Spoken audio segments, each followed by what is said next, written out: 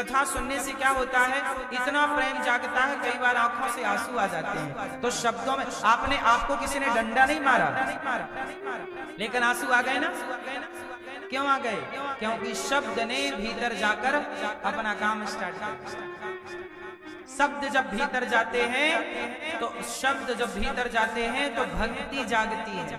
जितना पाप होता है वो पानी बन बन करके आंसू के रूप में पिघल पिघल के सब बाहर आ जाता है। और क्यों भाई? और आदमी हो जाता है बिल्कुल निष्काम, सारे पाप नष्ट हो जाते हैं। जैसे भागवत सुनते हैं ना लोग, भागवत सुनते सुनते रोते हैं। कई बार उनको लगता है कि जैसे भागवत सुनने में कई बार प्रसंग आता है कि पाप ना करना वरना पाप का फल भोगना पड़ेगा। तो कई लोग जो पाप कर लेते हैं अब उन्हें लगता है कि हमने तो कर ही लिया, अब क्या करें? तो वो कथा सुन के रोते हैं, भगवान के लिए तड़पते हैं, प्रभु अब गलती हो गई, स्वीकार कर लो। क्या हम पापी को स्वीकार नहीं करोगे? हमने गलती कर दी, पाप कर दिया। जब वो व्यक्ति भगवान की कथा में इस तरह प्रायश्चित करता है, रोता है, आंसू बहाता है, तो कथा भगवान उसे उस पाप से मुक्त कर देते हैं।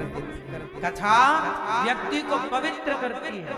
इसलिए कानों से केवल कथा नहीं, कथा रूप में भगवान जाते हैं। और भगवान आपको, आपके हृदय में कौन भरता है, कौन समाता? ये मन मंदिर आपका खाली है। जैसे मंदिर बन गया, मंदिर बन गया, पर मंदिर में अभी तक प्राण प्रतिष्ठा नहीं हुई। तो मंदिर तो है पर अभी मूर्ति नहीं। मंदिर है पर उसी तरह आपका हृदय मंदिर तो बन चुका, आपका हृदय पवित्र तो हो चुका कीर्तन करने से, नाम जप करने से, लेकिन अभी तक हृदय में प्रतिष्ठा नहीं हुई। लेकिन जब भगवान की कथा सुनते हैं तो कथा सुनकर हृदय में भगवान प्रतिष्ठित हो जाते हैं कि हाँ प्रविष्टः कर्ण रंध्रेण, प्रवेश कर गए भगवान। अब आपके हृदय में प्रतिष्ठा होगी। इन 7 दिनों में क्या होगी? अभी तक आपके कीर्तन, आपने कीर्तन किया घर में, नाम जप किया घर में, वो कीर्तन करने से, नाम जप करने से आपका मन क्या बन गया? मंदिर। मन क्या बन गया? मन हो गया पवित्र। लेकिन अभी मंदिर तो बन गया, लेकिन अभी तक प्रतिष्ठा। तो जब भागवत सुनता है व्यक्ति तब जाके उसके हृदय में भगवान प्रतिष्ठित हो जाते हैं। इसलिए भागवत भगवान को प्रतिष्ठित करती है। इसलिए कहते हैं सबको भागवत सुनना चाहिए, अपने माता पिता के नाम से पोथी पाठ कराना चाहिए, ताकि 7 दिनों की भागवत हम साप्ताहिक कम से कम खर्चे में हम पोथी पाठ करा सकते हैं। तो आप लोग भी अपने पितरों के लिए, पूर्वजों के लिए, घर की सुख शांति समृद्धि के लिए भागवत जी के पोथी पाठ करा सकते हैं। अभी 25 अक्टूबर से यहाँ भागवत जी के पोथी पाठ होंगे, कार्तिक के महीने में। तो आप भी अपने माता के लिए, पिता के लिए, पूर्वजों की सदगति के लिए भागवत जी सब जरूर सुनना। अपने माँ बाप को जीते जी या मर गए हैं, मृत्यु हो गई है, परम धाम चले गए, तो एक बार उनके नाम से ये शुभ अनुष्ठान भागवत जी के पोथी पाठ जरूर करा। मुझे पता है कि भागवत सुनने से व्यक्ति कैसा भी पापी, ये मानवः पाप कृतस्तु सर्वदा सदा दुराचार रता विमार्ग गाहा क्रोधाग्नि दग्धा कुटिलाश्च कामिनः सप्ताह यज्ञेन कलौ पुनन्ति। अजामिल नाम का एक पापी था।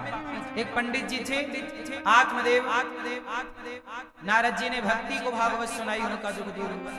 सनकादियों ने बैठी भागवत सुना रहे हैं। उसी भक्ति महारानी इनको जब भागवत सुनाई, भक्ति भक्तों के हृदय में प्रतिष्ठित हुई। उसी प्रसंग में कथा आई कि एक पंडित जी थे, आत्मदेव उनका नाम था, उनकी पत्नी का नाम था धुंधली। क्या नाम था? क्या नाम री मां? धुंधली उनका नाम था। धुंधली नाम की एक पत्नी और आत्मदेव जी नाम के एक पति। इनके ना कोई बेटा नहीं था। बड़ी पूजा पाठ यज्ञ जप तप साधन किया, नहीं हुआ।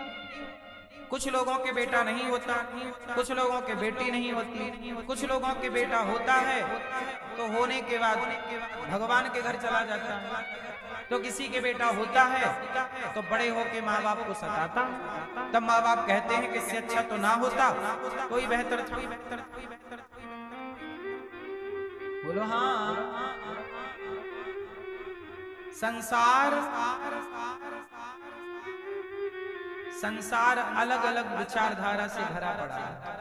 सुखी कोई नहीं जिसके बेटा नहीं है वो भी परेशान है, और जिसके बेटा है वो भी परेशान है।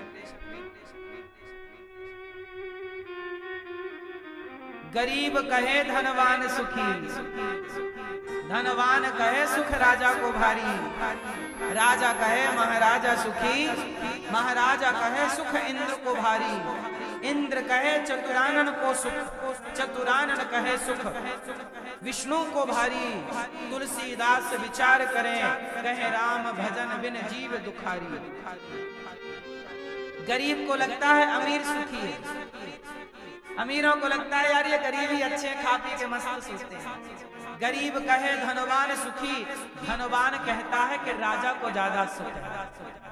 मुख्यमंत्री है, प्रधानमंत्री है, राष्ट्रपति है, धनवान बोलता है इनको ज्यादा सुख है। गरीब कहता है धनवान सुखी, धनवान कहता है राजा सुखी, राजा कहता है यार महाराजा सुखी। जिसके कंट्रोल में 10-20 देश हो महाराजा सुखी। महाराजा कहे सुख इंद्र को भारी, इंद्र ज्यादा सुखी है। महाराजा को लगता है इंद्र ज्यादा, इंद्र कहते हैं इंद्र से ज्यादा, इंद्र बोले ब्रह्मा ज्यादा सुखी है, ब्रह्मा जी बोले विष्णु जी ज्यादा सुखी हैं। आप बताओ सुखी कौन? कौन? सबकी अपनी, आपसे मैं सुनना बैठूं तो आप सबकी ढेर समस्याएं। बोलो हाँ, आप सबका अपना अपना दुख इतना बड़ा बड़ा, इतनी बड़ी बड़ी पुस्तकें तैयार हो सकती हैं आपके दुख से। बोलो हाँ, बोलो हाँ मैया कि ना। सब दुखी हैं, कोई तन दुखी, कोई मन दुखी, कोई धन बिन रहत उदास, कोई तन का रोगी, कोई मन का रोगी, कोई धन का रोगी, सब रोगी है। और दुख नहीं है तो एक छोरा रो रहा था, लड़कों को और क्या दुख है। एक लड़का रो रहा था, दिल मेरा तोड़ दिया उसने, बुरा क्यों माना। हाँ या ना? और कोई दुख नहीं तो इन्हें लो यही दुख है, दिल टूटा है। और कोई दुख नहीं तो यार हम सिलेक्शन नहीं हो पाया, हमारे नंबर नहीं आए, हमारी नौकरी नहीं लग पाई, ये दुख। इतना करने के बाद भी सिलेक्शन नहीं हो, ये दुख। बोलो हाँ। तो कोई को दुख इस बात का है कि हमारी पत्नी अच्छी नहीं, सुनती नहीं। तो किसी का दुख कि हमारा पति पड़ोसन के साथ चक्कर है, नहीं है क्या? ऐसा नहीं है संसार में। आजकल ये बहुत चल रहा है, इसके आदमी का उसकी औरत के साथ, स्त्री के साथ चक्कर। माताएं बड़ी परेशान हो रही हैं। बोलो ये हो रहा कि नहीं संसार? इसका उसके साथ चक्कर, उसका उसके साथ, सब चक्कर में ही पड़े हैं। इसलिए कहते हैं संसार के चक्कर से बचना हो तो गिरिराज जी का चक्कर लगाओ, वृंदावन का चक्कर लगाओ। ये चक्कर लगेगा तो वो चक्कर छूटेगा। गिरिराज जी की परिक्रमा को क्या बोलते हैं? चक्कर बोलते हैं, एक चक्कर।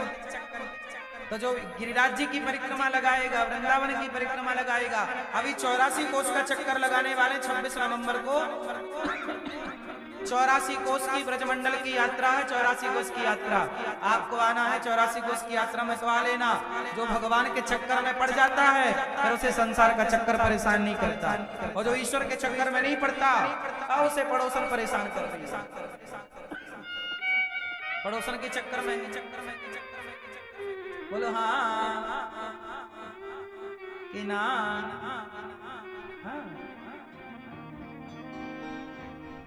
तो किसका चक्कर पकड़ोगे मेरी माँ?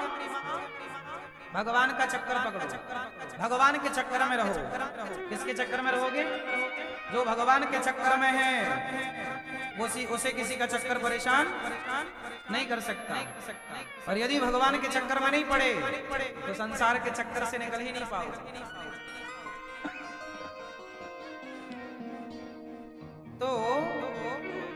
कहने का तात्पर्य हुआ कि एक पंडित जी थे आत्मदेव जी, उनके बेटा नहीं था, इसलिए परेशान थे। जंगल चले गए, बोले आत्महत्या कर लूंगा। देखो कितना